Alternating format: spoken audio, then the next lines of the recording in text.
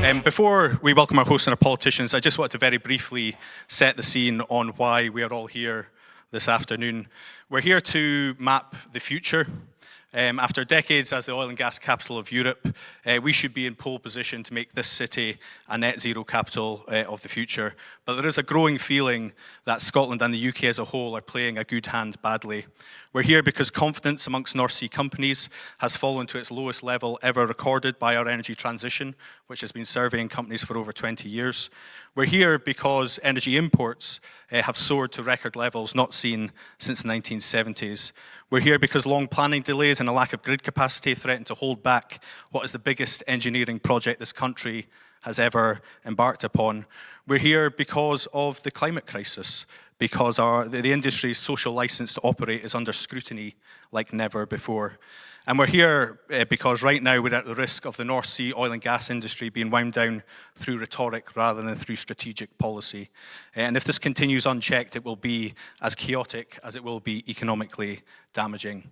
But we're also here because we all see enormous opportunity to grow jobs, to grow investment and to diversify our economy here in the Northeast. The energy transition is an economic opportunity which we must capitalise upon, and the people we will hear from today are going to be absolutely key to that. But this is not just about an election, it's not just about share prices, and it's not just about energy security, it's also about the worth of people, our people here in the northeast of Scotland. My friends, your mums, dads, brothers, sisters, aunties, and uncles, the brave men and women who have made the North Sea their home so that we can enjoy warmth and comfort in ours. For many of us, this is personal. These people deserve a plan, and we owe it to them to make sure that this transition is just. They matter. This industry clearly matters. Energy matters. We need a reasoned debate about our energy future, and that is why we're all here this afternoon. So let's get started. Without further ado, I'd like to welcome our host for the debate, and it's a man who knows the politics of energy better than anyone. Please welcome to this stage Times Radio host Calum Macdonald. Thank you. Thanks, Dave. Have a good one. Hello, good afternoon. Thank you so much. Thanks for being here. It's great to be with you. I thought we would take bets maybe on who would win this debate this evening. It seems to be the flavour of the moment, doesn't it? But that would be in very poor taste. I've been advised against that. So Ryan's put a small book away before we get started, which is all good. Ryan's mentioned a lot of this is about you asking questions. So I'll facilitate that. I'm here to ask follow-ups. I've got enough pages of notes to keep going for the next 3 weeks. But it's not about me. It's about you getting to ask your questions. So make sure you do that. Get your hand up, catch my eye. We'll sort of slot you in when we can. And Ryan's explained the ins and outs of microphones already, which is good. I think you know the scene setting better than I could ever say it. It's a real pleasure to be here, surrounded by some of the few people who work in oil and gas, who are connected to the energy sector, of the tens of thousands in this region, and many, many more across the country as well. There is lots to get through. So let's introduce our politicians. I'll introduce all three of them, and then you can applaud as they come down onto the seats behind me here, so they all feel welcome. Joining us this afternoon, we've got Anas Sarwar, the leader of Scottish Labour, John Swinney, the First Minister and leader of the SNP, and Douglas Ross, the leader of the Scottish Conservatives. Let's welcome them.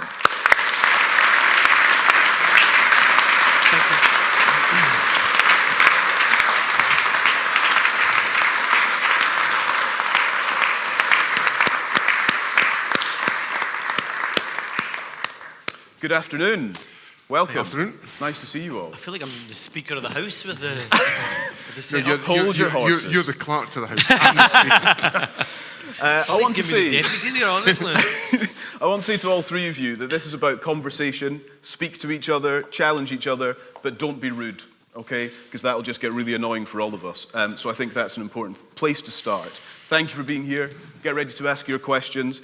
I think we should start with a kind of thought on the coherence of each party's stance when it comes to oil and gas and heading towards transition. Because actually, the Aberdeen and Grampian Chambers of Commerce 39th Energy Transition Survey from October last year suggested that 47% of people believe no party is delivering the best policies for domestic energy security. And Douglas Ross, the Conservative support in that has dropped from 44 to 25%. Why are the Conservatives not delivering? Yeah, well, I want to see those figures a lot higher, and I know we'll go over the figures. I think the SNP had dropped from 6% to 3%, and Labour were down at about 1%. So we all have a lot of work to do to improve the confidence within the sector. First of all, on our plans, I was in Edinburgh today with the Prime Minister launching our manifesto, and both at a Scottish level and a UK level.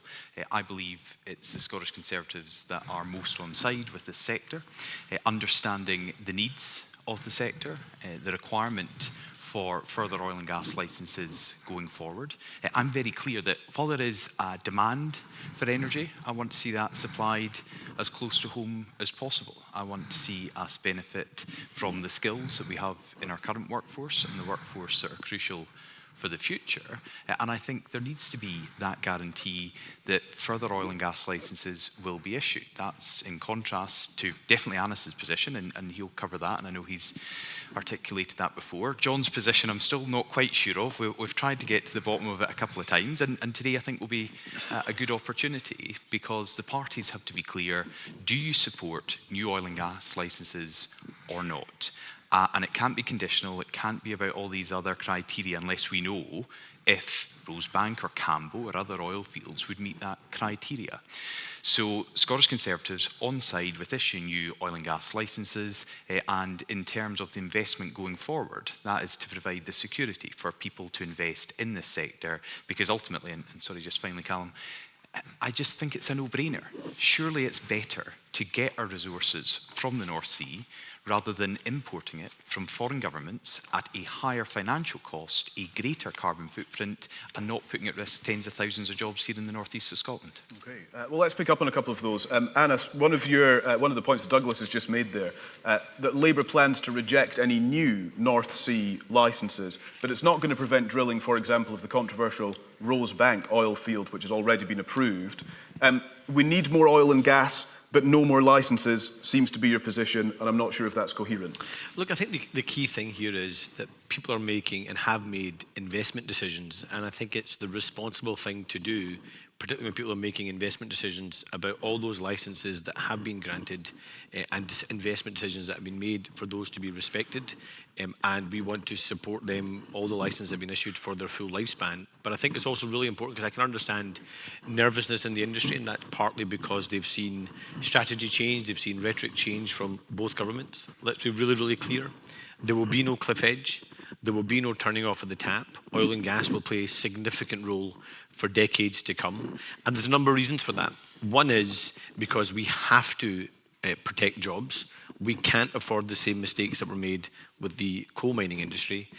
And third, if we are going to get the large-scale investments we need to see in the clean energy of the future, so much of that investment is actually going to come from the very same companies that are currently invested in and rooted in oil and gas. And that's why a genuine partnership and collaboration approach is really important. And all of our energy policy will be driven by 4 key principles. One is more jobs. Second, lower bills. Third, greater energy security, so we're not reliant on despotic regimes like Russia.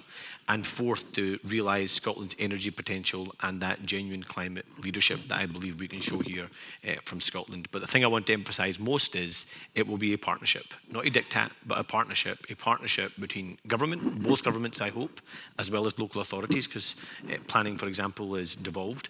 A genuine partnership with all levels of government, partnership with the workers and the representative trade unions, and crucially partnership with businesses as well. And that cooperative approach, I think, is absolutely crucial if we are to realise our full potential. I think the idea of consensus is one that we might sort of touch on over the course of the next, hour and 15 minutes or so. John Swinney, if I could come to you. The CBI says that at the end of 2023, there were over 500 renewable energy projects in the Scottish planning pipeline, with a potential capacity of over 25 gigawatt. They say the trick is delivering them, a problem right across the UK because of issues with planning. As Anas Sarwar points out, that's a devolved one. That's absolutely correct. And I I represent a party and a government that believes firmly in the transition towards renewables. One of the observations I'd make about what Douglas said, and I think I'm being absolutely fair in what I'm saying here, I don't think Douglas mentioned the climate emergency in what he just said. And I think that's my starting point. That's the inescapable point that we cannot move away from. There is a climate emergency that we have to face. And therefore, the steps we take in relation to energy policy and energy sourcing has to take account of the climate emergency. So I am very keen to work with the industry, because I recognise, the Committee on Climate Change recognise this, that there will be a necessity for oil and gas to form part of our energy mix for some years to come. So I want that, if that is possible, to be delivered from within our domestic supply. I want that to be the case, because we can't not use oil and gas just now. That would be a cliff edge, and we're not having that. So we've got to recognise the need for the use of oil and gas in the short term as we transition towards renewables, but there can be no escaping the climate emergency and the necessity to transition to net zero.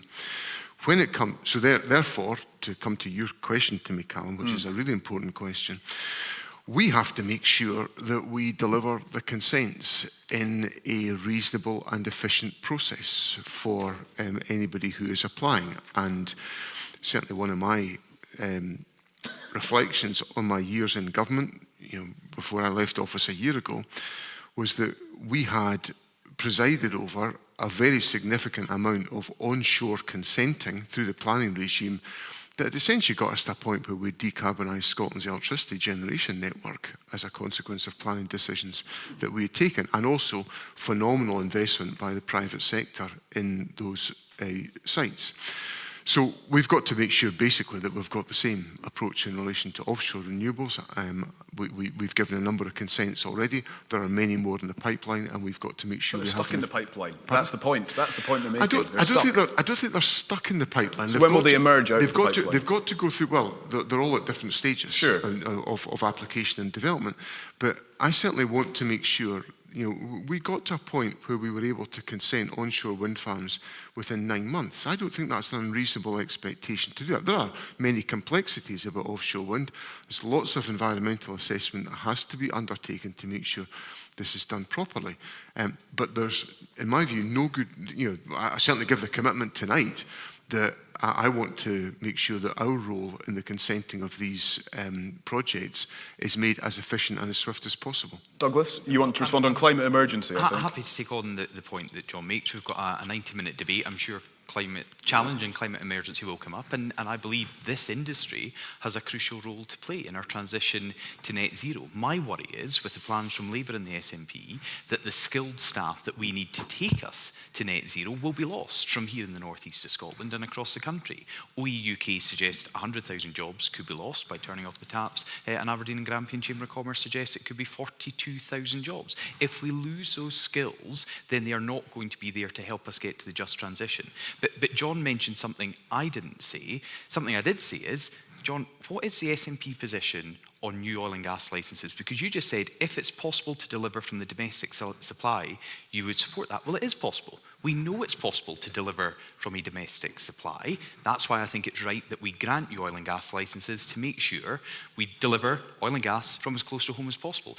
Do you agree or disagree with granting new oil and gas licences? Well, what I believe, and this has been our position throughout all of the kind of documentation that has been produced on this, is that any new oil and gas licence has got to be considered against a climate compatibility test. So what are those tests? Well, those tests would relate to the potential impact on the contents of the Paris Agreement.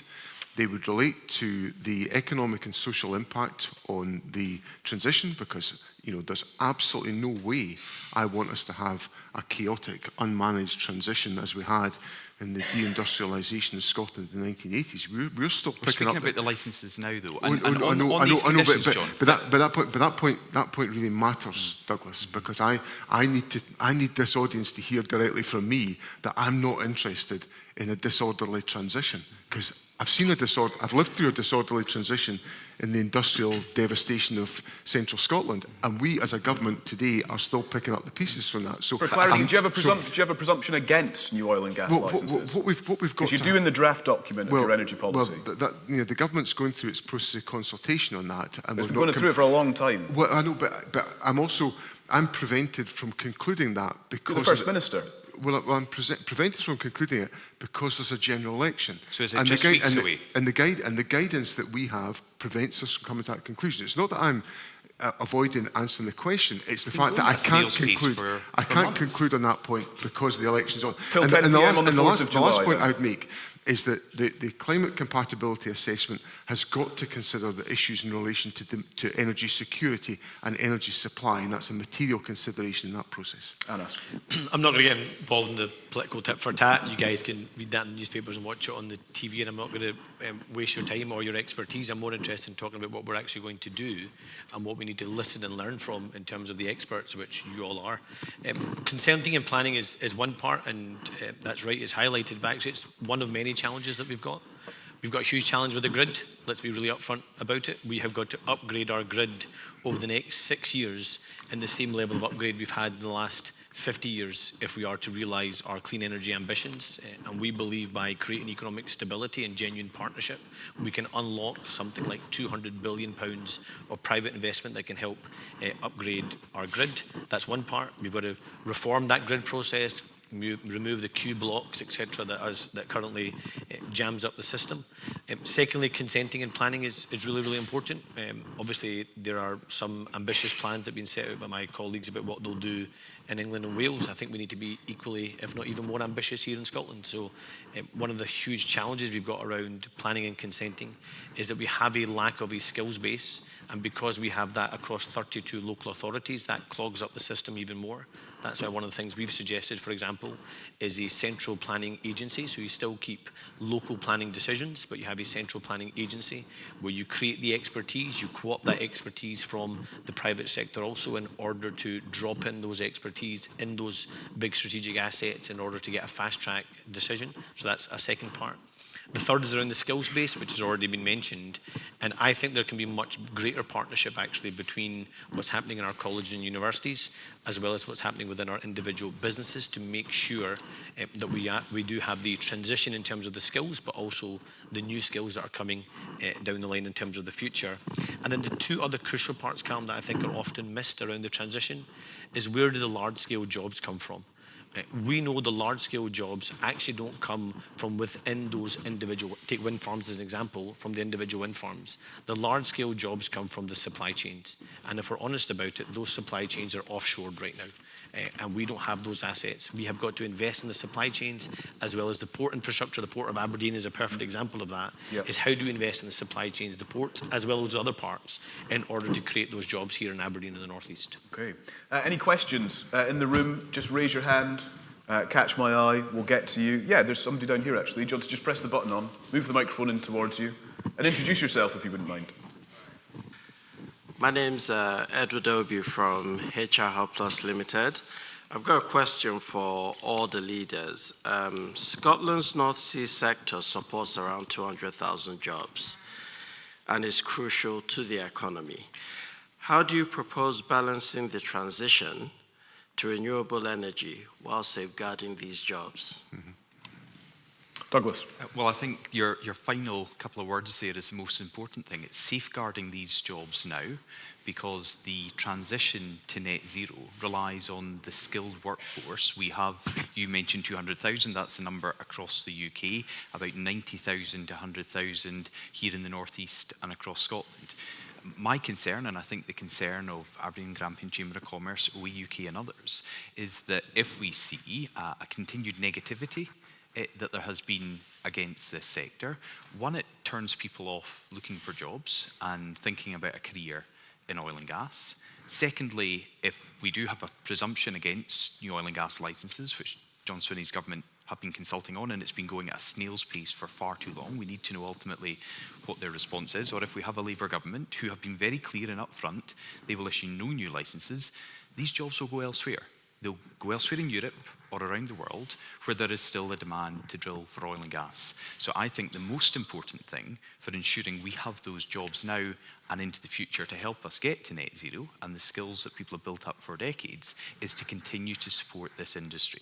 And it's only the Scottish Conservatives that are supporting this industry at the moment. To go back to Calum's very first question, as I say, there has been a number of challenges for this sector over a long time, but we saw from this Chamber of Commerce report, overwhelmingly, the party that gets the most support from the industry in terms of backing what we are saying is the Scottish Conservatives. Anas Sarwar? I would just say, in terms of the investments in protecting the jobs, we have got to accept that we are in an international market now. And I think one of the things that's often lost in this debate is, particularly those that work in multinational oil and gas companies, when you are going to pitch for investment here in Scotland and the UK, you are competing with your colleagues who are sitting in other countries pitching for investment into those countries. And when you go into those boardrooms to pitch for that investment, we have got to work in partnership with you about what gives you the strategic advantage when you go into that boardroom and invest. And where we think we can help provide strategic partnership is partly what we do with GB Energy, our publicly owned energy company that will be headquartered in Scotland. Whereabout? I know there's a very strong case for Aberdeen. Can I ask on Jeff this? Aberdeen's not here, but he said he'll join the Labour Party if it's headquartered in Aberdeen. But I don't know whether he's strengthened or weakened the case for it being in Aberdeen, but we recognise the strong case. You've got a tough call on that one. Just he'll be delighted to have been mentioned, by the way. Just before we carry on with your answer, Anas Sarwar, just on that, and the people here will be more aware of this issue than most. What is it that you don't know where it's going to be, or is it that you don't want to say? And either answer I'll accept and move on. Look, we've been very clear. Which is the answer? We've been very clear. No, we haven't made a decision on that. Okay, very clear it has to be in Scotland. And as I say, there's a strong case for it to be in Aberdeen. Aberdeen, of course, an energy capital of the UK, if not an energy capital of the world. So we absolutely recognise the strong case for Aberdeen. But the substantive point I was going to make is around GB Energy. Look, let's be really honest. GB Energy is not some kind of ideological attempt to nationalise the oil and gas industry. Neither is it, if we're being clear about it, because there's a lack of people that want to invest in Scotland and the UK. What it's about is having government skin in the game. So you know a government's not going to change priority, it's not going to change strategy.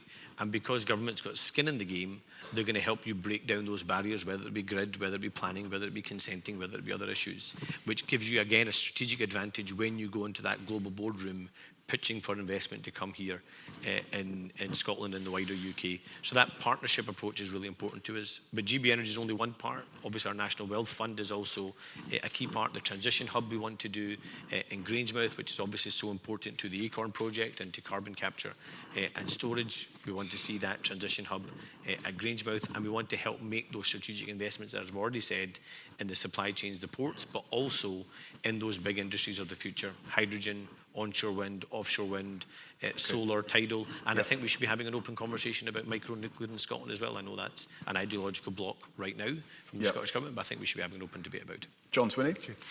I think in response to your question, Edward, the key point I want to make is that there has got to be public sector investment in supporting the industry to make the transition that has got to be made.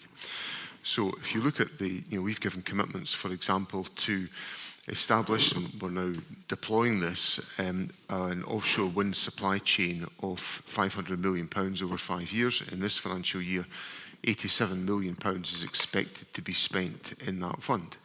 We've given a commitment to the North Eastern Moray Just Transition Fund of £500 million over 10 years. Now, if you look at some of the projects that are underway there, we've allocated £26 million to the Energy Transition Zone, 16 million to the Net Zero Technology Transition Programme, 15 million to the Aberdeen Hydrogen Hub.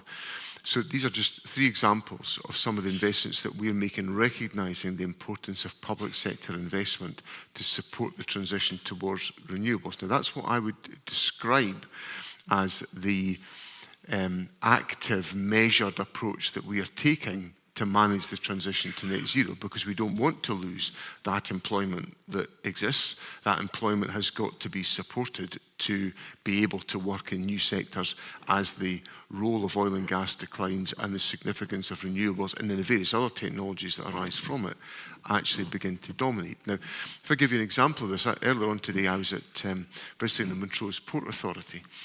And it was interesting, literally, you were able to visualise on that visit the transition that is underway between oil and gas. There's still lots of oil and gas activity going on at Montrose, but there is an increasing amount of renewables activity going on at Montrose, to such an extent that the port is chock-a-block.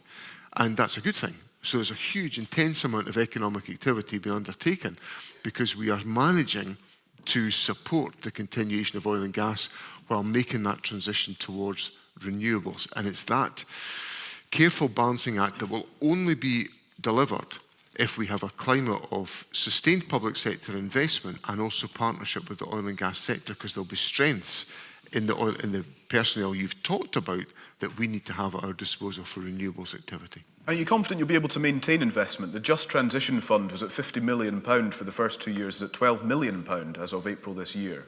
It's quite depleted. It depends essentially on the propositions that are coming to us, and that will be, there's always a challenge about what's emerging as the propositions that we've got to judge about. But the commitment is there to sustain that, and the recognition. To sustain the fund.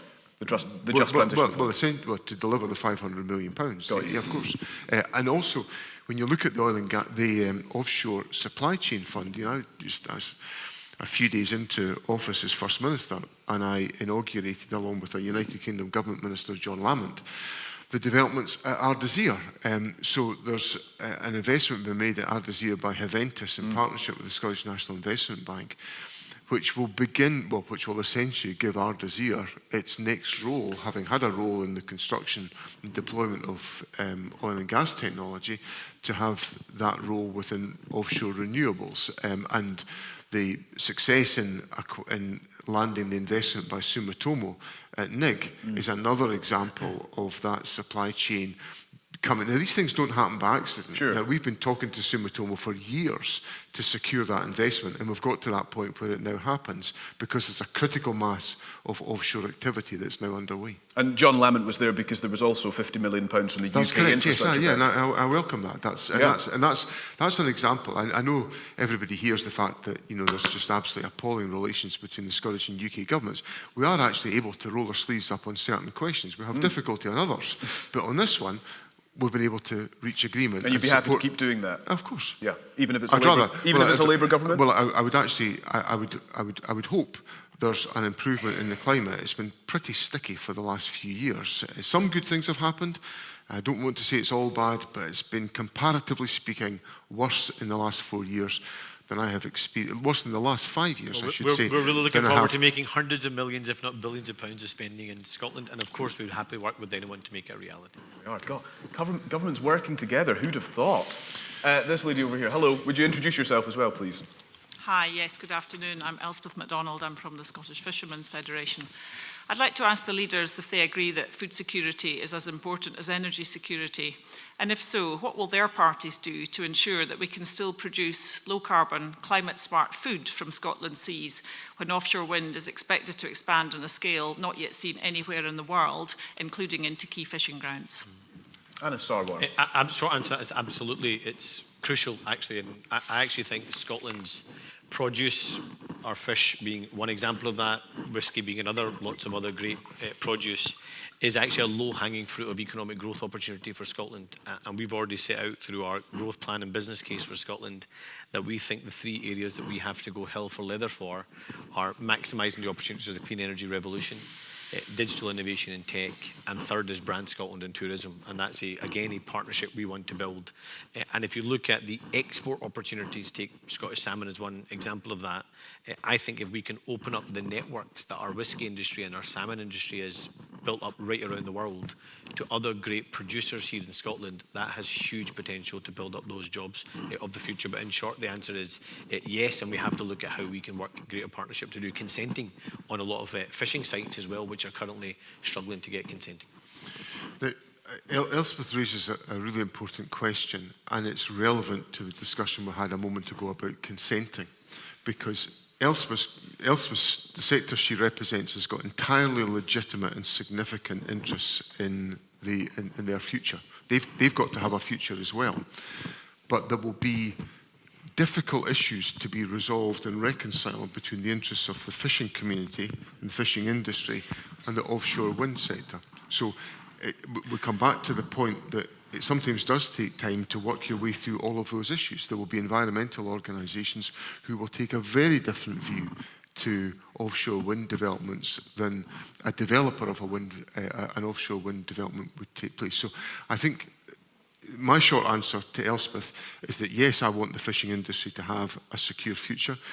I think when I look at the challenges the industry faces of getting its product to market, I grieve the amount of disruption that has been done by Brexit. I think it makes it more difficult for the industry to realise its potential and to be able to trade freely. But some of the issues that will be raised in making sure that the aspirations that Elspeth legitimately puts to us tonight will have to be considered in the consenting arrangements that take place, and sometimes that involves time and complexity. Yeah. Sounds like you might need more planners. Well, I think we probably do need more planners, yes. And I'm interested in the idea that Anas Sarwar was putting forward there, that there may be ways in which we've tried to encourage partnerships between local authorities to build on their strengths so that we can make the consenting regime more straightforward and more efficient. But these are many practical questions that need to be addressed as a consequence. Douglas Ross? Elspeth, the simple answer from me is yes, absolutely. And I said as much last Friday when I was at Peterhead at the fish market and then meeting with fish processors. I myself come from an agricultural background before I got elected, and I think it's absolutely right that energy security has been prioritised. We have seen through global events, none more so than the Russian invasion in Ukraine, the threat there is if we don't have that energy security. But as important, and I put it at the same level, is food security. And I don't think any of the parties and any of the governments have done as much as they could. There has been some good work, and I accept that both at a Scottish and a UK level, but we need to do more. And when I was with the Prime Minister earlier on, he mentioned food security in particular and our plans to legislate for that going forward into the next Parliament as well. But on the issues around, the amount of space in our sea, spatial squeeze is an issue that I don't think has got enough attention. In the previous UK Parliament, I was a member of the Scottish Affairs Select Committee, and we did an inquiry into this, which SFF fed into, and it was extremely useful, and our recommendations went to both the Scottish and the UK government. So there's work there already that has brought together expertise from a number of different sectors, both those in the renewable sector, fishing sector, and many others, with cross-party consensus that are ready to take off the shelf and see what we can do. Two other points I would quickly say, Calum, if I can. First of all, I've also, as a candidate in this election, signed the SFF pledge, and I would hope that every party and every candidate can do that to prioritise food security. And the final issue is we need to ensure that food security is something that we're comfortable to speak about, and it trips off the tongue, and it's not an obscure issue that only comes up in a very selective hustings like this. This is something that impacts everyone, every family, every community, and we should be proud of the food we produce here in Scotland, and we should be speaking of our pride and promoting it far more. Do you think you'll be in a room with Rishi Sunak as he's Prime Minister again? I'm not sure what our plans are for the next few days, weeks or months. Interesting. Not necessarily the question I was looking for an answer to. Well, I just don't know my diary. I don't know his diary. Well, I'm sure it'll be a lot freer in 10 days for him. On you go. Yeah, thank you very much. My name's Martin Copeland. I'm the CFO of Serica Energy, which is a British E&P company producing 40,000 barrels a day of oil and gas in the North Sea, about 5% of the UK's gas production, in fact. My question is probably mostly for Anas, but I'd also be interested in the rest of the panel's views, which is Keir Starmer stated on Twitter on Friday that Labour will drive growth in every corner of the country. When he said that, was he excluding the northeast of Scotland and the northeast of England, given Labour tax policies, and actually, in fact, current Tory tax policies, appear specifically designed to kill off the vital investment needed to keep the North Sea taps flowing? Well, we believe in the economy of Aberdeen and the North East of Scotland, and indeed North East of England. It's a key strategic partnership for us if we are to realise our ambitions around our growth plan, both for the UK and more specifically here in Scotland. And that's a genuine partnership, again, we want to build. I know there'll be disagreements, for example, around the windfall tax policy in particular, which I imagine is what you're referencing, sir. There will be disagreements on that, but I genuinely believe our package of proposals around the Green Prosperity Plan is good for the economy of Aberdeen and the North East, and good for Scotland and good for the UK. And that's a collaboration and partnership we want to have the other side of the election. Douglas, Ross? Well, I agree with the criticism of the Conservative policy on the windfall tax, the EPL, and I spoke publicly about it. I fought hard for there not to be an extension. The 1-year extension, I think, is the wrong approach. I think the government were right to legislate for a sunset clause, so businesses were sure it would end, and now it's been extended, and that's wrong. That was the wrong decision. Now, Anas and John may have, in their current roles or previous roles, disagreed with their party behind the scenes and not said so publicly. If I do, I'm going to say publicly. I don't think it was right for this area. I don't think it was right for this sector, and that's why I fought as hard as possible to prevent it. We now have the situation where it has been extended for a further year, and the cost of that. And I think the biggest thing going forward is making as clear a signal as possible that these further changes are not going to continue going forward. The one thing this sector needs is a bit of security, a bit of guarantee that every year or every fiscal event, you're not going to get hammered like we have seen time and time again. So it's that stability, security, and confidence to invest not being interfered by government decisions. Mm-hmm. And you may, I don't know if you want to talk about this, but I was reading today about Serica, who actually delayed a decision on the Buchan field until after this election. Is that right? I mean, that's probably spun a little bit. I think we were heading towards an approval of that field, but the election being called early meant that it's... And was the tax, was that related to windfall tax as well? The decision that we will hopefully be able to still take after the election, as long as the Labour Party, is still going to allow projects like that to go ahead, will depend on tax policy, and in particular it will depend on the investment allowances, which is something that the Labour Party is attacking. Yeah, and the comparison on the allowances that you mentioned, the comparison is often made with other countries like Norway, where I believe these allowances are a lot more generous, are they not? Yeah, I mean, it's often compared to a Norway tax, but what the Labour Party is proposing doesn't appear to us like Norway. I think it's also important to clarify that we're not talking about removing all exemptions on allowances. There is allowances that will still be allowed, and I'm more than happy to pick up directly with you, sir, either side of the election to make sure we are attracting that investment into Scotland, because it's very important. John Swinney? It's an important issue that you raised, Mark. So obviously I'm very acutely focused on the judgments that companies are making about investment priorities. We think about these things all the time and trying to work out what government can do to try to help to land significant investments in a range of sectors. I think there was and is a case for an energy profits levy, but not for it to be extended beyond March 2028 and not for it to be at a higher rate. I'm conscious, as First Minister, I have to ultimately take decisions about tax in certain respects. I'm acutely conscious that you've got to make careful judgments about tax. We have to make careful judgments about the taxes we have under our control. So you've got to be careful that you get that balance right, that you get the judgment correct. I think what is proposed in terms of the extension of the energy profits levy and the increase of it is the wrong judgment. I think it goes too far. I think it tips the balance of investment decision making.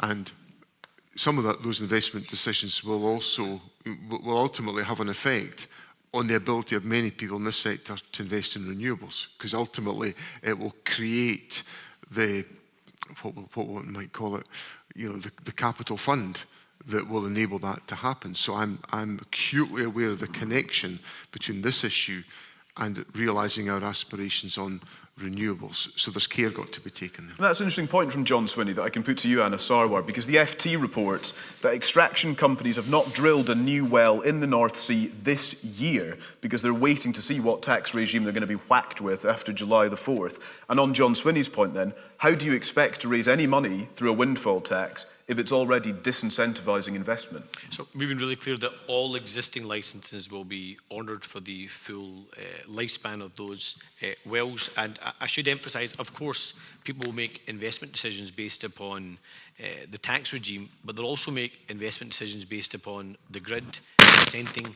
planning, skills, all across the board. And to pretend only one part is perhaps detracting or creating a nervousness about investment, I think would be the wrong approach. And that's why on all of those issues, we have to work together, find a route through, and that's an open dialogue we want to happen. And that's why, for example, we've already said that within the first 100 days, we would have a global investment summit here in the UK. And we want to be including people making investments in those clean energies of the future, as well as those existing opportunities we see in oil and gas. Yeah. I was just going to come back to a couple of points. First of all, obviously, the SNP, I think, were the first party to call for the windfall tax. And one of your current cabinet ministers, now in a different post, but when Neil Gray was Energy Secretary, he was actually asking for a wider windfall tax, you know, and Jackie beyond, Bailey. well, crucially beyond oil and gas. That was the key point. Well, he wasn't actually clear, and that was the discussion there was. That's but what it was. I just want to take you back to the point about confidence and your concerns, John, which I shared about the extension of the EPL. It also comes back to what both governments are saying. And do you accept that there is a lack of confidence in the oil and gas sector when the Scottish Government are still, at a snail's pace, consulting on a presumption against new oil and gas licences, where predecessors in your role as First Minister have been very clear that they were against Rosebank and Campbell? Surely you can understand, and I hope accept, that some of the language coming from the SNP Scottish Government is also a big deterrent to getting investment into this area. Well, I think one of the points why I wanted to come back in, and I'll come to your point in a second, Douglas, was I wanted to agree with the point that Anas has made about the fact that investment decisions come about by a range of different factors. They'll come about, yes, because of tax, but they will also come about grid connections, about infrastructure, about access to skills, about access to other investment products. So I think that it is important that that point is recognised, and I focus the work of government on trying to make sure we are across all of those particular variables so that they can make an impact. Now, in relation to Douglas's point, I acknowledge, I'm not surprised the oil and gas sector is anxious about what lies ahead because of the whole, we're in a declining basin and we are dealing with a climate emergency. And what I want to try to do is to create as much confidence and certainty to enable us to navigate our way through that transition as we possibly can do. But on that, do you accept that the language from SNP government ministers now and in the last few years has not ensured there is confidence in the sector to invest in Scotland? I don't actually think so, Douglas, because ultimately... Lorna Slater, Patrick Harvey? Well, I don't think so, because I think what the oil and gas industry will know is that applications for licences will be undertaken on with the basis of the information they've got to supply to government to enable those judgments to be made. And I think there'll be an understanding that a rational process has been set out as to how that will be undertaken. And I think if everybody knows what the due process is that they're engaged with, they can operate and take their decisions. But crucially, we have to be alert to that point I've accepted that Anas has made, that there's a whole variety of factors, skills, tax, investment decisions, investment climate. We've got to try to work with the industry to create as much certainty as possible in taking those decisions. Okay. And economic stability is a really important part of that. I mean, you can't downplay the fact that if you crash your economy and you detract from investment opportunity here, it's going to mean people go somewhere else. So economic stability means more than just using the word stability. Do you think we've got economic stability now? No, we still got work to do, and that's why I'm hopeful that a change of government will also create the mood of stability, but also a confidence that the UK is open for business again. I don't think that's been the case for a very long time. Okay, let's come to this man here. Hello. Hello, Paul DeLeo, Robert Gordon University. Given the size of the opportunity, this place should be buzzing. It is not. Given the size of the opportunity, money should flow in at a rate we have never seen before. It's not. High Street should be pretty busy. It's not. Obviously, something isn't working. Can you get really specific? What would you do over the next 3 years? You would do, not your party, you would do to get the bus back into Aberdeen, the northeast of Scotland. Well, I think first of all, it's having the confidence for this area. I think the northeast of Scotland has been ignored for far too long. I've been out knocking on doors around this area, and people feel like the central belt of Scotland gets an awful lot of attention, but as you get further north, that attention recedes. And as someone who lives in this area, I agree with that. I can see that. So I think we, as politicians, need to be more confident about the future, and we need to be attracting this investment. And it goes back to the plans that we've heard today already. I don't think people watching for the election results and what the parties are promising, and indeed what some of the parties are saying in government here at the moment, is doing enough to instill the confidence we need to get that investment, as you say, is there, and this area is ripe to receive. I think on the first point that Douglas makes about lack of attention to the northeast of Scotland, when I came up here today, I travelled up on the Aberdeen Western Peripheral Route, which is a project that has been promised by every government under the sun for 40 years and never delivered until we delivered it. So forgive me, Douglas, for taking issue with the lack of priority for transport. When I go home, I'll be going west along the A96. How's that going? I know that. I know that, Douglas, but I'm simply making the point, don't run down the investments that have been made in trying to strengthen, and how's that going to build confidence by running down some of the investments that have been made in the northeast of Scotland? The second point I would make is that one of the real challenges that we have just now, and I'm sorry, I seem to be the only person that is prepared to raise this issue in this election campaign, do not underestimate the damaging effect of Brexit on our economy. I'm afraid it is suppressing our economy. The economy is £69 billion smaller than it should be because of Brexit. I'm afraid that's the hard reality. And that's, unless you're prepared to confront that issue and do something about it, and I know that the Conservatives are adamantly opposed to any future collaboration with Europe.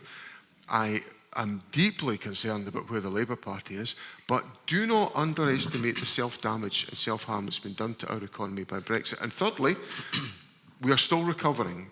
Inflation may be better than it was, but we are still recovering from the madness of September 2022.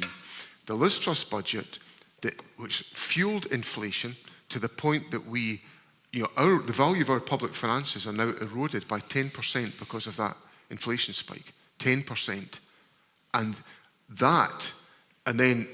we're then into the impact on interest rates. So I'll be very focused on trying to do all that I can with the investments, the public sector investments I talked about in response to Edward's question earlier on, in investing in oil and gas and in the renewables transition that's got to be undertaken. But don't underestimate the economic damage that's been done to this part of the world by Brexit and the folly of the mini-budget.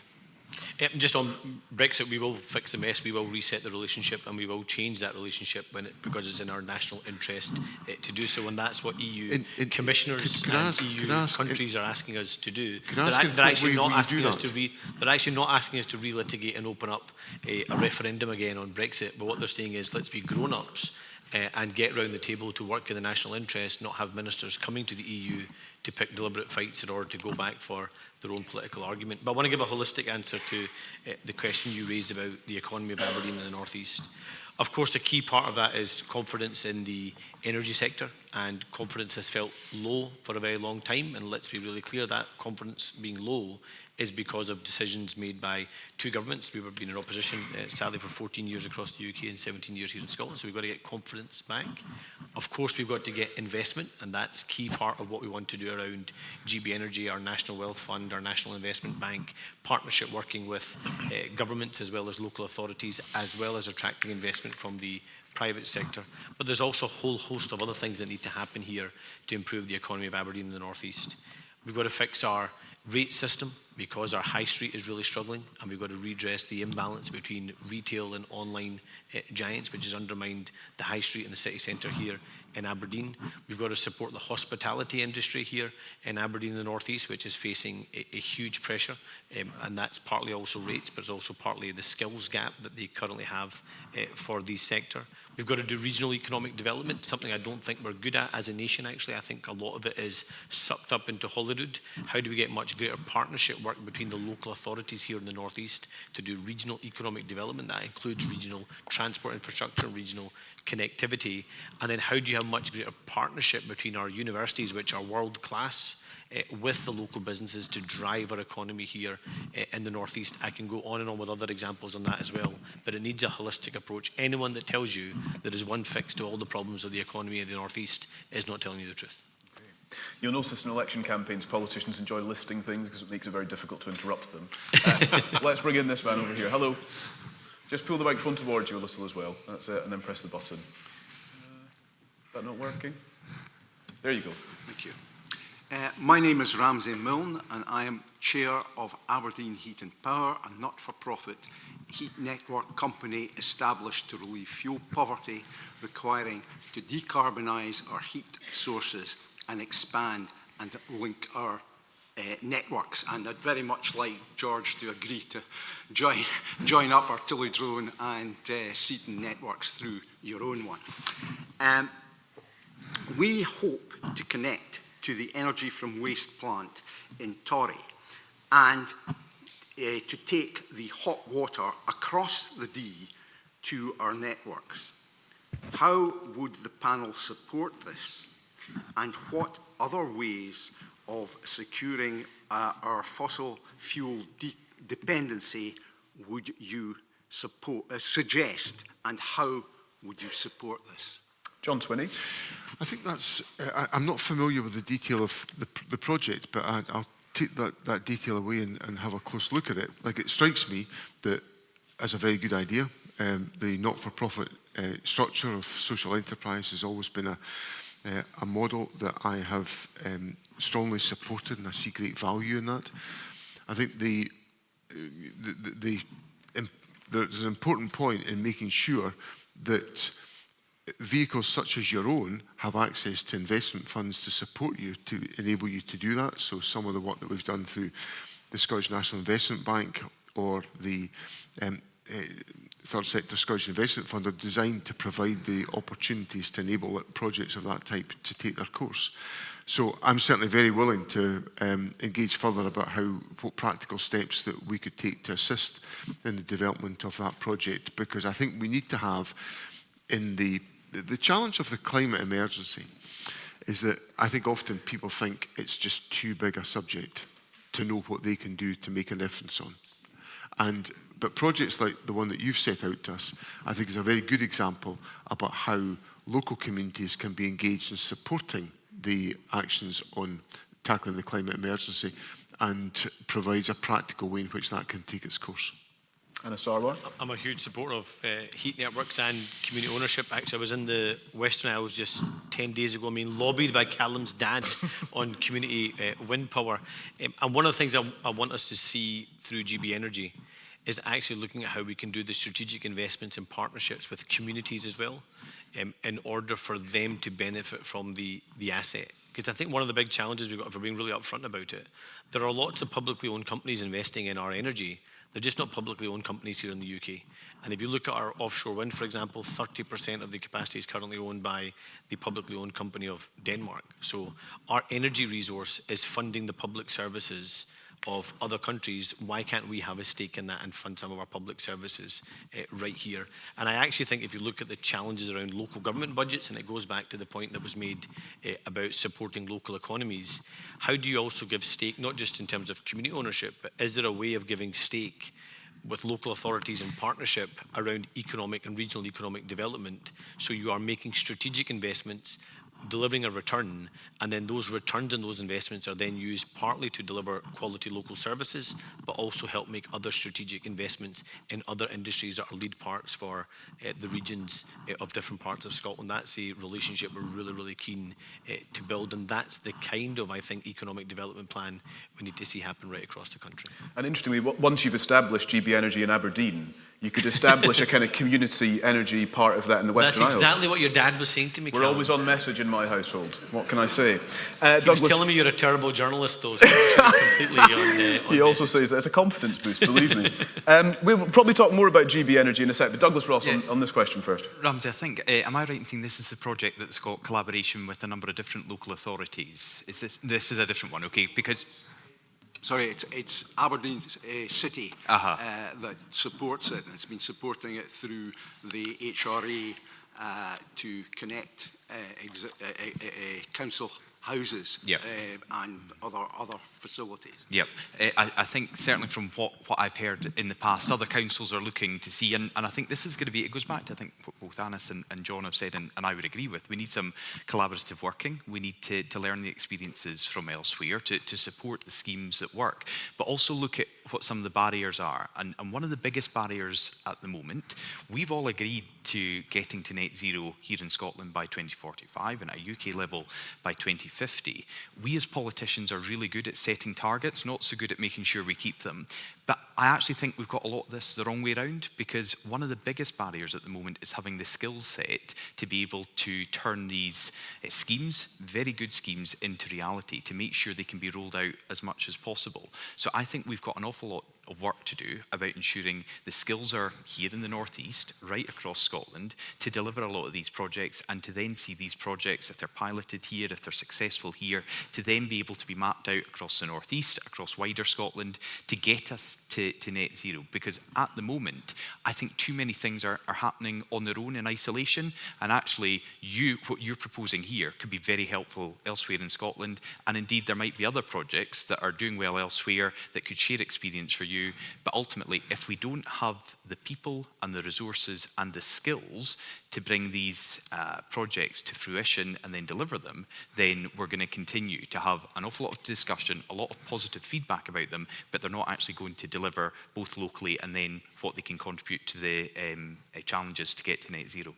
I suppose as an MSP, you could help with that, helping these projects roll out across Scotland. Well, yeah, and I think that's where we can all agree. You know, if we are but would you have to be an MSP to do that? No, absolutely not. You could be an MP as well. Yeah, as I say, you know, we've done a lot with Elspeth's sector in the Scottish Fair Select Committee. I think there's a lot of roles that both MPs and MSPs can do. But I also think it's important that the public are brought along with us on this, because a lot of these projects of different schemes, it can sometimes be controversial when people are speaking about them. And certainly Anas and I went to a meeting in Butte House before John was elected.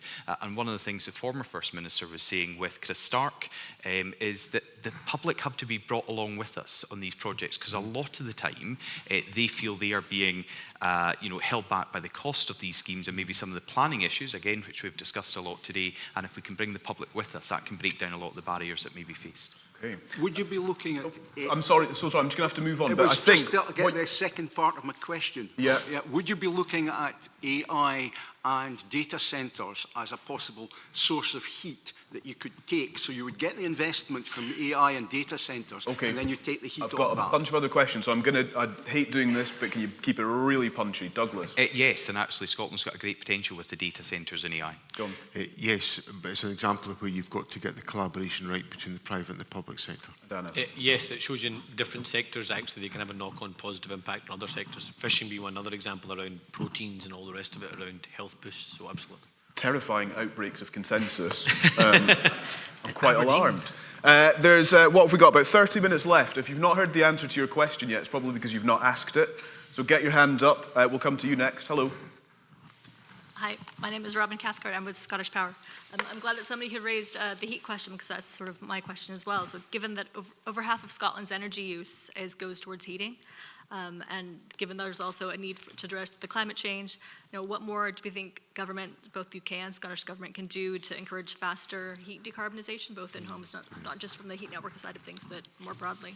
Okay, Anas Sarwar. I was at your colleagues this morning in Whiteley, and we were having a very similar conversation. I think part of it is energy generation, of course it is, but it's also what we're doing in our homes. And I think retrofitting people's homes, bringing down the level of energy consumption and therefore energy bills, is a really important part of doing that.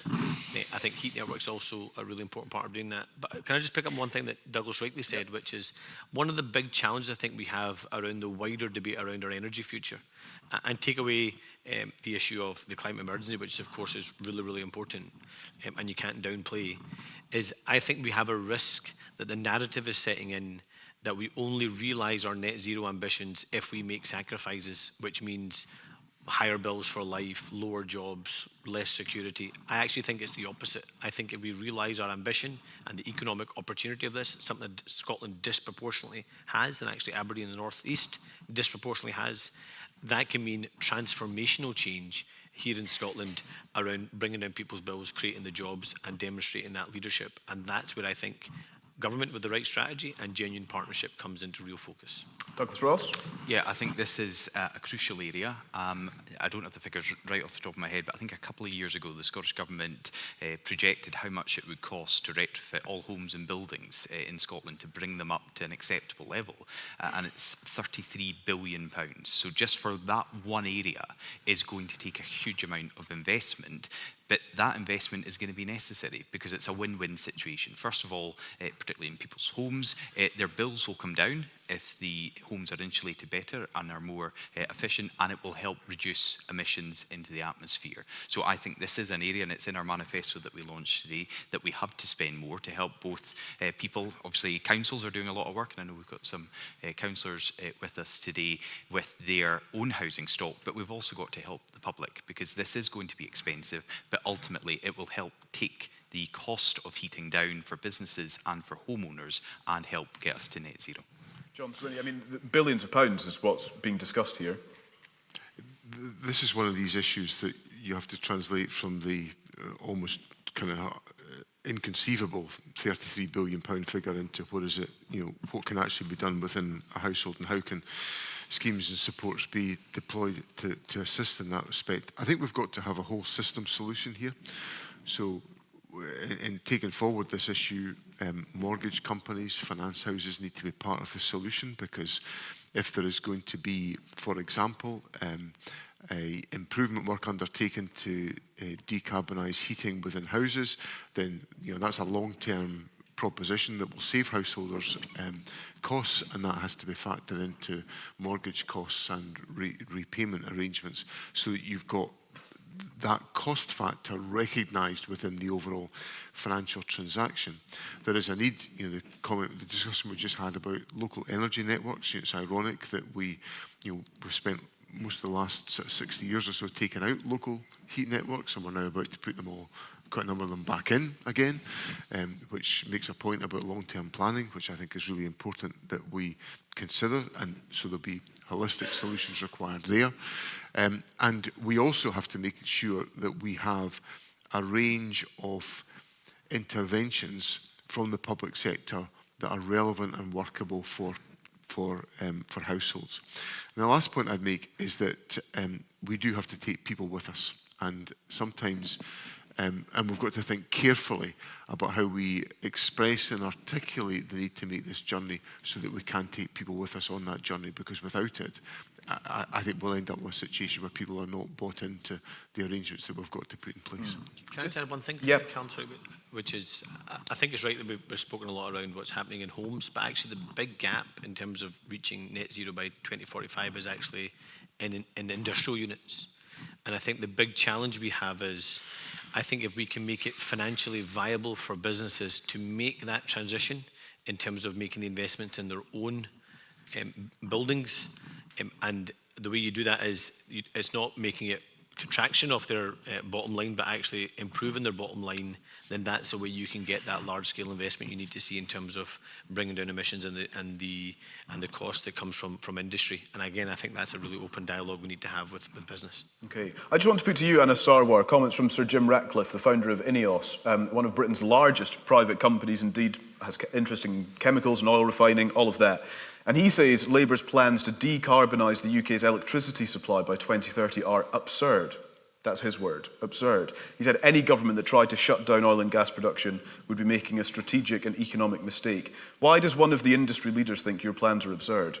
It's also the same industry leader that just in the last 2 weeks has said we need a change of government and wants a Labour government in 10 days' time. So I think we have to look at this holistically in terms of. Well, sure, but he still says your plan is absurd. Well, he wants a Labour government. Maybe it's just less absurd than someone else's plan. As I say, he wants a Labour government on the other side of the election, and of course he has a particular interest in the site at Grangemouth, and there is lots of uncertainty and nervousness around what's happening in Grangemouth right now, particularly around the refinery, and that's why we, again, going back to my starting point around that partnership. We've set out how we want to create transition hubs in those areas that rely heavily right now.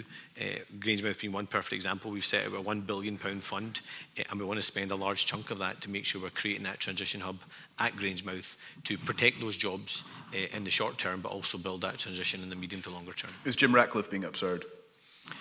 I want to have an open dialogue with him. Should he be involved in GB Energy? Could he be on the board, perhaps?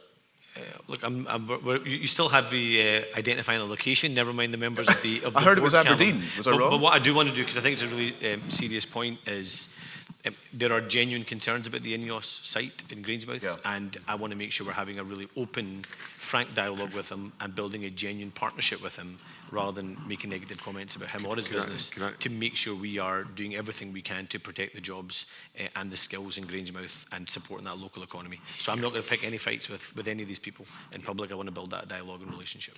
This is a crucial question, because the future of Grangemouth has got a great deal of uncertainty over it, and I'm taking forward, and we've had a number of discussions with the United Kingdom government on this question, but it's absolutely vital that is intensified so that we have certainty for the workforce in Grangemouth, and Jim Ratcliffe is critical to all of that. So let me use this platform here to make it clear the Scottish Government is immersed in discussions about the future of Grangemouth, and we want to work collaboratively with the United Kingdom Government to take that forward, along with Petro INEOS and Petro China as a consequence. Okay, very, very quickly, just lots of questions. That is an example that we've seen, and John cited earlier examples, that the UK and the Scottish governments can work well together. When you have a crisis like we've seen at Grangemouth, this was one of the issues we were all asked about in the very first Leaders TV debates, and I think it is right that people understand some behind the scenes, some very overt communication between both governments to try and do best for the workers. There are reserved issues, there are devolved issues, and actually the governments can work together to try and find a solution. It's encouraging. It's encouraging to hear that. I think more public demonstrations of that would likely be welcomed by, well, basically everyone. Let's come up to you at the back here. Hello. Hi, I'm Gillian Owen. I'm the UK Country Manager for Apache North Sea, and I'd just like to follow on from Martin and Paul, if I may, but just to make a couple of comments. Production fell 11% last year. You mentioned that, I think. And for the first 4 months of this year, it's down by 8% compared to last year. We're not drilling any exploration wells. So clearly confidence isn't there. And I've heard you all say that you want to create confidence for investment. So there is no investment. Labour have been advised that 100,000 jobs will be lost if you continue with the windfall tax. So that's a real risk to our supply chain and our talented workforce. That's really going to be required for the energy transition. So I'm hearing a lot from all three of you on partnership, investment, creating growth. I'm not sure how you're going to do that if we lose 100,000 jobs. And how are we going to do the energy transition without the skilled workforce? And how are you going to work with the oil and gas sector and to ensure that we keep that supply chain, we keep that workforce, and we have a just transition? Anas. Thank you. Well, first of all, just being blunt about it, I don't accept the figure. And I think if you look at what was said in the run-up to an election in 1997, when we were proposing a windfall tax and the introduction of a national minimum wage, we were told then that hundreds of thousands of jobs would go, and the opposite happened.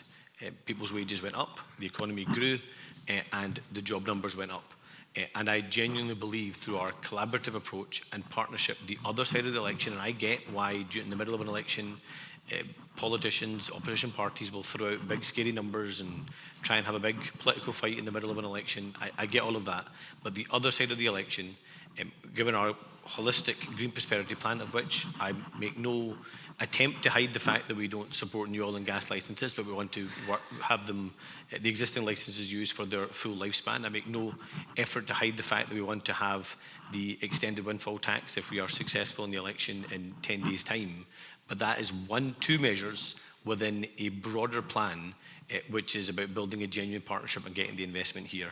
And I'm confident that our plan will create more jobs, 69,000 more jobs here in Scotland, and that collaboration to get that real clean energy future. Okay, does that feel reassuring? Oh, pop your button back on, sorry. Sorry. That's right. Honestly, I mean, I can tell you that from my company's perspective, we have had to reduce our workforce. So I can tell you that we've reduced. We are not investing. There is a serious lack of confidence. And I am genuinely worried about the talented workforce and supply chain that you need for the transition. Okay, let's bring in Douglas Ross. So Gillian, I think the points you were making are the points I was trying to make to Edward earlier on. These jobs that we have now are going to be crucial to get us to net zero, and they are under threat. And I'm sorry, I just fundamentally disagree with Anas. You cannot ignore what the industry is saying. There's no point being collaborative and working together after the election. These are the warnings you're getting right now. These are not politicians scoring points during a debate. This is offshore. 14 years, Douglas, and confidence is low. Well, so, I mean, well, Anas, if we can, it's all very well trying to blame Anas, a party that's been in opposition for 14 years when you've been in government for 14 years. Anas, you didn't want the petty point scoring. This is about I'm Labour's responding to your policies. direct point. And this is about Labour's policies. And we're hearing from industry leaders saying they will risk tens of thousands of jobs. And Labour come back and say, no, it will create additional jobs. Are these new jobs? Do we lose the 100,000 and then get 69,000 back again? And going back, so just on that point then. No, because we're going to have no cliff edge. There'll be no turning of so the no tap. job losses, but 69,000 additional jobs. How many jobs have been lost in oil and gas in the last 14 years? I'm asking you. Do you know how many jobs have been lost in oil and gas? Tell me. It's almost halved over the last So period. what's that? So that's what's a result. Well, of what's if you don't know when what half is, manage don't use a the transition. statistic, Anas. So I But the want point us to have a... So genuinely, we will be no cliff edge. There'll be no turning off of the tap. I accept that oil and gas will play a significant role for decades to come, and partly because if we don't get the investments from the oil and gas industry, we will not realise that clean energy ambition. We need to inspire the confidence for them to make those investments here in Scotland and the UK. You were finish, yeah? Yeah, so Anas has to accept there will be job losses, and we know it is going to be significant. And secondly, there's no point saying, well, this is just about new licences and we will continue to drill to the maximum lifespan of the current licences that have been granted. They rely on investment as well, and that investment is driven by new oil and gas licences being granted. So you cannot just say we will maximise everything we've currently got, because we know the potential of that will be significantly reduced if there are not new oil and gas licences. And that is the same situation for John. If he still cannot give you a straight, honest answer, if he personally and the SNP supports new oil and gas licences, then they're going to be in the same situation as Labour, putting at risk tens of thousands of jobs. John Swinney? On the I acknowledge the issues that Gillian has raised, and they're very similar to the points that Martin raised earlier on. And what I hope I said earlier on gives some degree of assurance. I would not extend the lifespan of the energy profits levy beyond March 2028, and I wouldn't increase it. I think you've got to be careful about the judgments you make on tax changes, because they affect ultimately people's behaviour. When we set a tax in the Scottish Parliament, I have to take the advice of the Scottish Fiscal Commission, which will give me a behavioural analysis about what will happen as a consequence of that tax change. And sometimes you find out the tax change isn't worth it because of the behavioural analysis that will come from it. So the points you're raising, Gillian, cannot be ignored. And they are critical because of we need the oil and gas sector to be able to make a contribution towards the transition to renewables. It can't all be funded by the state. It's just not possible. It needs to have private capital. For answers. So I think you're acknowledging the problems. I've given an answer, which is I would not extend the energy profits levy beyond March 2028. I would not support its increase because I think that will damage it.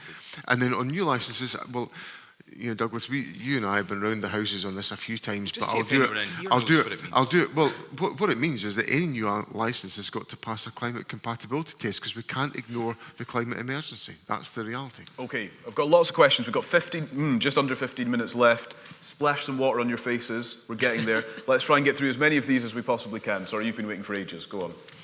Pamela Smith from SSE. How do you view the importance of carbon capture and storage to Scotland's net zero ambitions and just transition to a low carbon power system?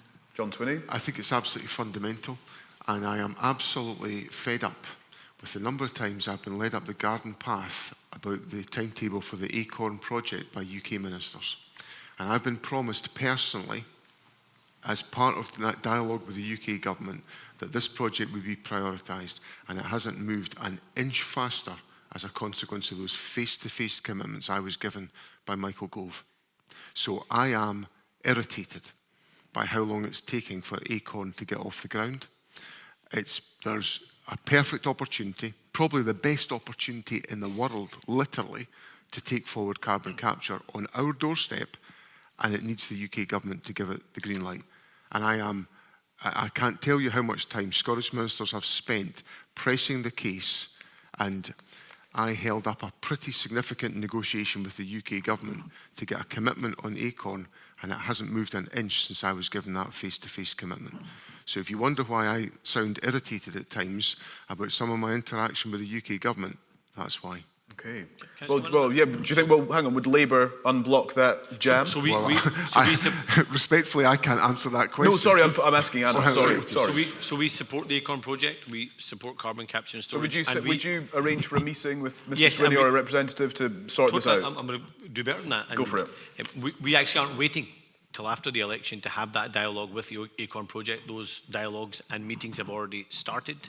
They started over a year ago with those directly involved in the Acorn project, and that's dialogue we want to continue because we absolutely support the Acorn project and we support carbon capture and storage. Douglas Ross, you might want to respond here. Yeah. Well, I thought we were driving at consensus today, but there seems to be some friction. Well, I'll maybe be less pessimistic than John is about this. I think it is right to support the Acorn project. I've personally done that. I've had meetings with colleagues of yours about the benefits of this. I think there was disappointment, undoubtedly, when it wasn't in track one, but the signs are there that we can progress with it very quickly now. And John was using the PERDA reasons for decisions not being taken on his presumption against new oil and gas licences. There are PERDA rules, but there are plans in place to accelerate this very quickly. There's also investment in place, and there's Scottish Government and UK Government money for this. £40 million has already been pledged and invested by the UK Government on the Acorn project, and I want to see that accelerated going forward. Okay, this gentleman down here. Thanks very much, Calum. It's John Underhill, Aberdeen University. Simple question is, what role, if any, do you think hydrogen will play in the energy transition in Scotland and the wider UK? Can I start, sorry, on this one, just because... Well, are you happy for Douglas to start? Well, more for other reasons that John Underhill has also undersold himself as a former Category 1 referee, refereeing Premiership matches in Scotland. Did you work together? And, no, sadly, we didn't... He said it was a terrible linesman. We didn't cross over. I was more interested in seeing John's view on the penalty situation last night, if you might be able to tell us. I would have awarded the penalty. You would have done, so would I. I'd have been flagging from the line for you, John.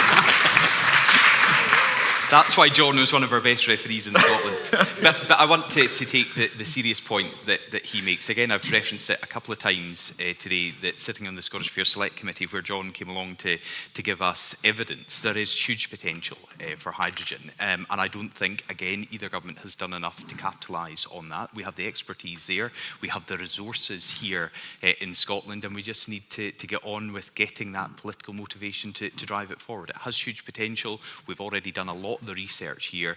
We just need to get behind it to build on the work that's been done to really turbocharge that going forward. And there's certainly a commitment, certainly everything that I've learned about that sector, it means we can be very positive about it. I think there's a very significant role for hydrogen. It has to be. We're going to generate a significant amount of renewable energy, which will be, certainly from Scotland's perspective, well beyond our requirements. So utilising that to create green hydrogen, I think, is a great opportunity. On the footballing theme, when I was in Munich a week past Friday, one of the brighter spots of the couple of days I spent there was a round table with companies in Bavaria who are very keen, and they're working with Scottish Development International on the development of proposals to really to be part of that discussion about fixed supplies of hydrogen. There's a huge enthusiasm in Germany because of the anxieties about dependence on Russian energy supply and the desire to be a million miles away from it, that they're keen to explore hydrogen opportunities. So I think we're beginning to see the emergence of commercial opportunities that will enable us to realise some and capture some of the offshore energy potential that we have. But the importance of academic partnerships in the process is fundamental to making that happen. And a point of consensus, you have 3 agreements on hydrogen. I think there's, again, a huge opportunity for us here in Aberdeen, the North East, and we've already made a commitment that we want to invest through GB Energy and hydrogen projects, so we're really keen to identify those projects. I should also say about hydrogen, there is obviously a huge opportunity around industry, but actually I also think there's a role potentially for hydrogen around what goes into our homes, and therefore the pilot projects that are happening, in particular in Fife, are of huge interest to me, because I honestly think there are huge opportunities. How we make that cost effective and drive down people's bills, I think, is the gap at the moment in terms of some of the costings that have been done. But I think if we can get that right and get it large scale and ensure that all the infrastructure we're currently putting into homes around boilers and pipelines, making them all hydrogen compliant, is going to be really important too, if we are to make the switch over in a cost effective way. Okay. Now, just before we carry on, time is somewhat against us, so I want to ask your views on something, okay? And that is, the guys here have all been asked to prepare a 2-minute closing statement each, which would mean we can only ask one more question. Would you like a 2-minute statement, or would you like 2 more questions from you guys? We'll happily sacrifice the 2-minute statement. There we are. Yeah. That's exactly what I was hoping would happen. Thank you. Let's come to you. I didn't know I had to do a 2-minute statement. Oh, well, that's fine. No problem. Go on. Hi, I'm Natalie Cooper, Offshore Energies UK. You've all said a lot this evening, and rightly so, about supporting a fair transition. You've all said the same throughout the campaign, and including for the offshore energy industry. I am not a football fan, but when we talk about the integrating sector, we certainly don't see ourselves as competing teams. You know, we're all really working together to try and win the league. Is that That'll do. a good way to do it? Great. And they are important words, and words matter. I guess what I'm interested to hear from you all, what actions from your manifesto would you look to that you feel really deliver a fair transition for the integrating offshore energy sector? Let's go to Anas first. Lots, because there's lots of different layers to this. So I've already set out around economic stability and attracting the investment, and that's an early priority for us. Secondly, around the grid infrastructure, unlocking the investment we need in the grid, that's going to be hugely important if you think about, for example, the ScotWind project and the gap that exists in terms of what's been sold and what is the actual scale of grid that's currently committed to in order to deliver that project. Third is the strategic investments and how we share the asset in terms of driving further investment. I think is going to be really important. Fourth is the supply chain side, and I keep coming back to the supply chain because that is where the large-scale jobs are. If we continue to offshore the supply chains, yes, we will produce the energy, but we will not produce the jobs. And that will be counterproductive to our economic future and the opportunities in the economy of the North East as well as the wider UK. So investment in the supply chains really important. So we build the components here, not import the components from abroad. And the port infrastructure is also going to be really crucial to that, because the transportation and the link to that, to our trade opportunities also in terms of our port infrastructure, again, absolutely crucial. And then going back to John earlier, is the partnership again in terms of innovation and our research and our universities is going to be crucial. There's going to be a global leader on all of this. And I honestly believe we have an opportunity for that global leader to be Aberdeen, the North East and Scotland. But there's a race on to go to a different sport. And at the moment, we risk losing that race. I want to make sure Scotland, Aberdeen and the North East wins that race, and that's what we'll get straight to work to if we get the good fortune of being in government in 10 days' time. I think there's 3 things, Natalie. First of all, it's investment funds, and the two channels of that I think are important are around the support to the North East transition, so that practical assistance to assist organisations to transition. And then secondly, the supply chain investment fund to ensure that we realise those opportunities here. Secondly, there has to be reform of and investment in the grid. I am troubled by how long it takes to get grid issues moving. So there has to be an acknowledgement of the importance of that grid change.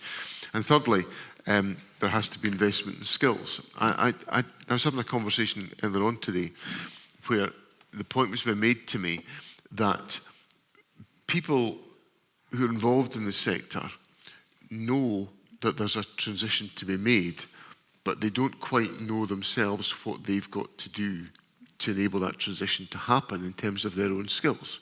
And we've got an obligation as a public sector, as a university sector, as a college sector, to make sure those opportunities are available to people to make that transition. Go on, Douglas. I'm interested in the gentleman down the front here. So am I. I'm not sure if he wants to speak or not, though. You were shaking your head vigorously during that answer, but don't feel you have to speak if you don't want to. But similarly, it's now or never. My point is I think that most people in this room knows what needs to be done. We just need to give them some of the freedom and stability to do it. Well, that... Agreed? Is there agreement for that? Yeah? Yeah, some yeses, nods, yeah. That maybe comes on to one of the points I've got down here. Work with the sector, not against you, because I think too often government actually puts barriers in place, be it taxation, be it a number of different issues, where actually if the government listened and worked with you across sector, then that would be far more positive than some of the issues that we are facing at the moment. I think on the overall point, the other issue I'd written down here before John mentioned it was skills.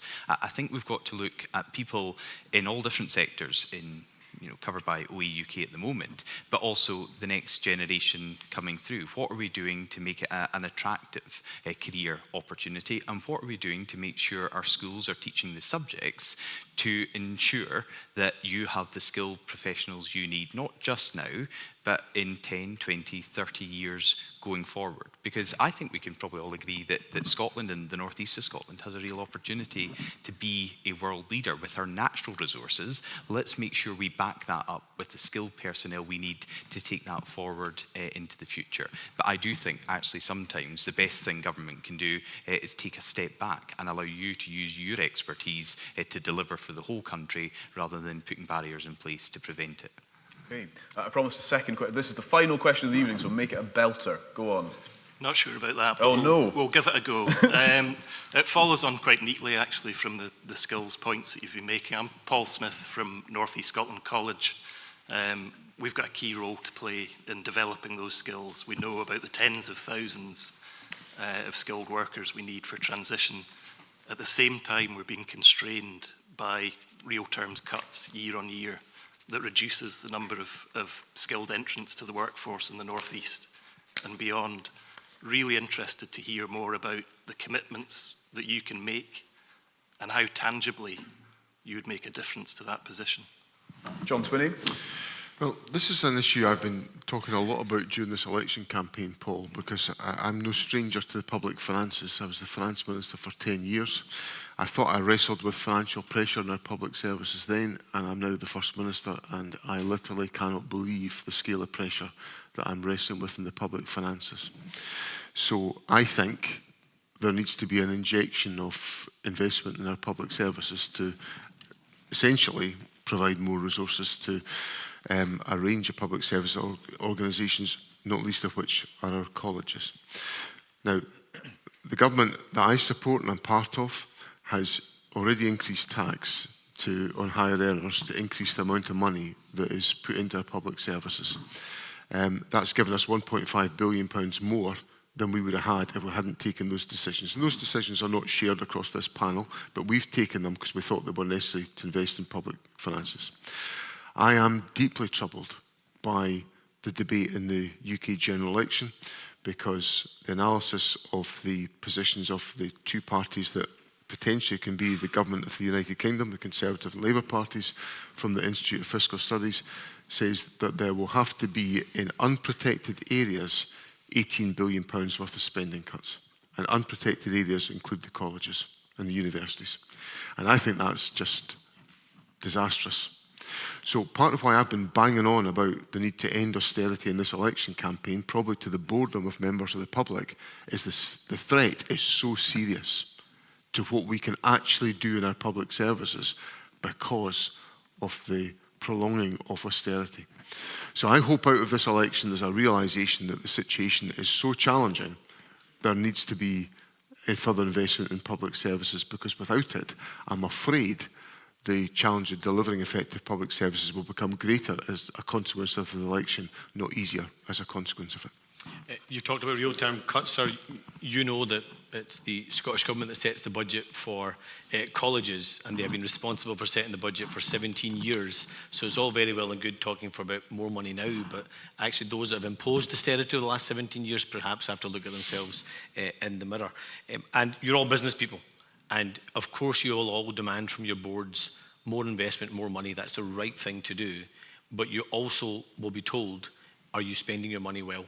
And if we're honest about it, yes, we need to push more for more investment, and that's why in this election we've said there will be no return to austerity. We are taking early measures in order to get an immediate cash injection into our public services.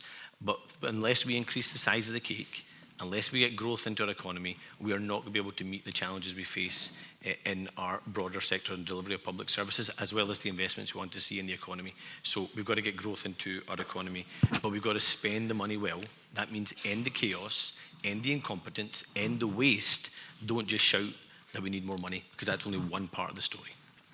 Yeah, I mean, the college sector, I listened to everything John said there, and I almost forgot that he was a former education secretary, and he's been at the heart of the SNP government for the last 17 years, which is responsible for funding Scotland's colleges. There are huge issues because of cuts that the SNP government have introduced and continued to put on our colleges sector. I think at the last audit committee in the Scottish Parliament, there were a number of colleges that are now saying they will not be able to continue. They will close down because they do not have the support from the Scottish Government and the Scottish Funding Council. Another issue is, a single year budget allocation. There's very little opportunity to plan ahead. I'm certainly experiencing in my own area colleges having to make staff redundant, reduce the number of courses available. In some cases, courses that have already begun will not be completed, and that has a huge impact on our students. So we have to look at the funding model, at actually putting colleges on the same rating as other forms of education. I proudly went to college when I left school. My twin sister went to university. In some people's eyes, she's seen as having done better than me because she went to university and has a degree rather than going to college. I think there are so many opportunities, but they are being hampered at the moment because of the funding cuts. And it also goes into issues about the buildings that we're teaching people in. We haven't had enough investment for many, many years, and that's why some colleges are actually having to close off significant proportions of their departments because they're not in a fit state to go forward. But I do agree that growing the economy is one way to get more money into public services. I launched a paper for the Scottish Conservatives last August on growing the economy because we know from independent analysis that if nothing changes at the moment, we will not have enough money to spend on public services just to maintain them at their current level in the years and decades to come. So we know we have to bring in more investment, grow our economy to pay in public services. And that goes back to John's point. He proudly boasts about making Scotland the highest tax part of the United Kingdom. But earlier said that behavioural changes have to be accepted and acknowledged. These behavioural changes are turning people away, turning people coming to Scotland. They are, John. People are not coming to work here, and that has an impact on the tax they are paying here in Scotland and the money that can go into our public services. Okay, well, on that note, we have to end there. Let's show our appreciation for Anas Sarwar, John Swinney and Douglas Ross. Thank you, Calum.